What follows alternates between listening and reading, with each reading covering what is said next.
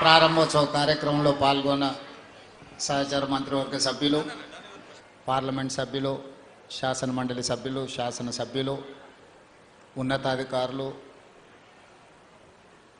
ఉజ్వలమైన భవిష్యత్తు కోసం ఎదురు చూస్తున్న IIIT విద్యార్థులందరూ కూడా తెలంగాణ రాష్ట్ర ముఖ్యమంత్రిగా శుభాకాంక్షలు తెలియజేస్తున్నా, అభినందనలు తెలియజేస్తున్నా.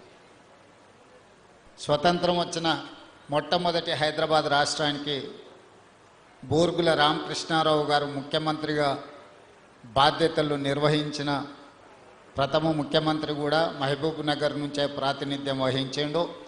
మళ్ళీ 75 సంవత్సరాల తర్వాత we have got that opportunity. We have to utilize this opportunity to create educational institutes and irrigation projects.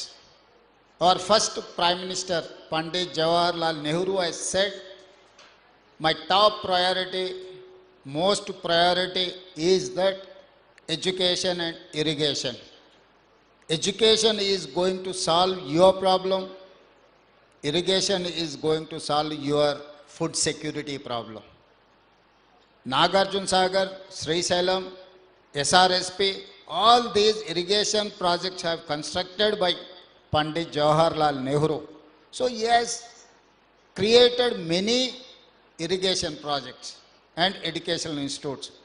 Today we are competing with US or any other developed country just because of our education, our language.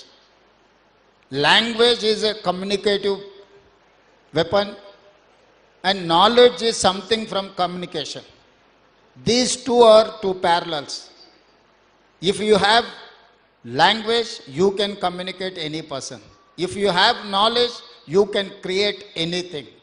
So I would suggest my students, my friends, you have to improve your language skills, at the same time your knowledge. So knowledge is going to pay you. If you have language and knowledge, is not only sufficient for your career, hard work, your commitment is necessary.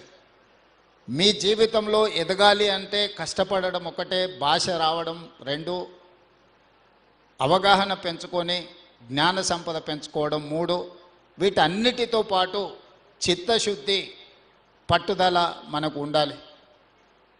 ఒక మారుమూల అచ్చంపేట శాసనసభ నియోజకవర్గం నుంచి ప్రభుత్వ పాఠశాలలో చదువుకున్న నేను మొట్టమొదటిసారి ప్రజా జీవితంలోకి ఎంటర్ అయింది ఇక్కడనే మిడ్జిల్ మండలం జిల్లా పరిషత్ మెంబర్గా 2006.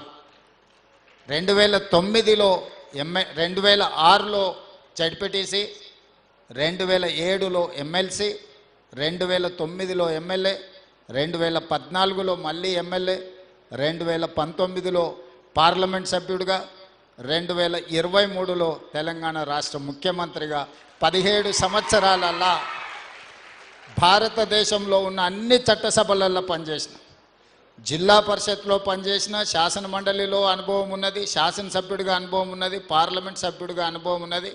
సరాసరిగా ఏ మంత్రి బాధ్యత చేపట్టకపోయినా ఈరోజు పెద్దలందరి సహకారంతో తెలంగాణ రాష్ట్ర ముఖ్యమంత్రిగా 2 సంవత్సరాలు పూర్తి చేసుకొని 3వ సంవత్సరంలో నా బాధ్యతను నిర్వహిస్తున్నా. దీనికి ప్రధానమైన కారణము ప్రజలకు ఏదైనా చెయ్యాలి, అవకాశం వచ్చినప్పుడు ప్రజలకు మేలు జరిగే విధంగా ఆలోచన చెయ్యాలి. ప్రపంచంతో పోటీ పడాలి అని అంటే మనకు ఏ విజ్ఞత ఉండాలి, ఏ విజ్ఞానం ఉండాలి అనే దాని మీద ఆలోచన చేసి ఈరోజు తెలంగాణ రాష్ట్రాన్ని ముందుకు తీసుకువెళ్తున్నా. ఈ విషయంలో నేను ఇచ్చే సూచన ఒక్కటే, స్వతంత్రం వచ్చినప్పుడు జామీందారుల దగ్గర, జాగీర్దారుల దగ్గర, భూస్వాముల దగ్గర లక్షలాది ఎకరాల భూములు ఉండే. ఆనాడు శ్రీమతి ఇందిరాగాంధీ గారు, పివి నరసింహారావు గారు అగ్రికల్చర్ సీలింగ్ యాక్ట్ తీసుకొచ్చి ఆ లక్షలాది ఎకరాల భూములను ప్రభుత్వం తీసుకొని దళితులకు, గిరిజనులకు, ఆదివాసీలకు, బలహీన వర్గాలకు, భూమి లేని నిరుపేదలకు గుర్తింపు గౌరవమే భూమి అని చెప్పి అసైన్మెంట్ పట్టాల పేరు మీద, లేకపోతే పోడు భూముల పట్టాల పేరు మీద ఈ ఆదివాసీలకు, గిరిజనులకు, దళితులకు అందరికి భూములు ఇచ్చిండ్రు. ఇల్లు లేని వాళ్లకు ఇల్లు ఇచ్చిండ్రు, ఇందిరమ్మ ఇల్లు కావచ్చు, లేకపోతే ఉండడానికి.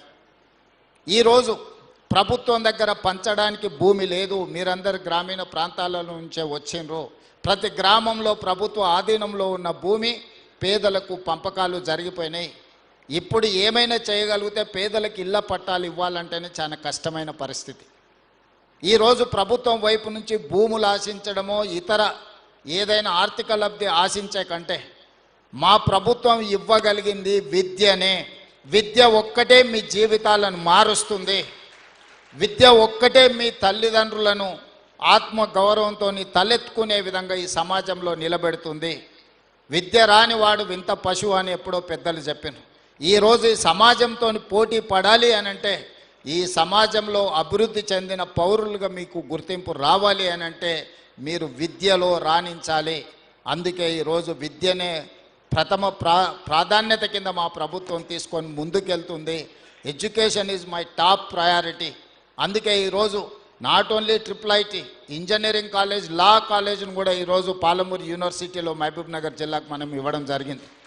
ఇవే కాదు, ఈచ్ అసెంబ్లీ కాన్స్టిట్యున్సీలో young India integrated residential schools with 25 acres campus we are going to spend 200 crores for each educational institute. So ఇవన్నీ కూడా ప్రపంచంతో పోటీ పడాలి అంటే ఇప్పుడు ఇంతకుముందు వేదిక మీద ప్రిన్సిపల్ సెక్రటరీ గారిని, కలెక్టర్ గారిని, ఎస్పీ గారిని చూసింది.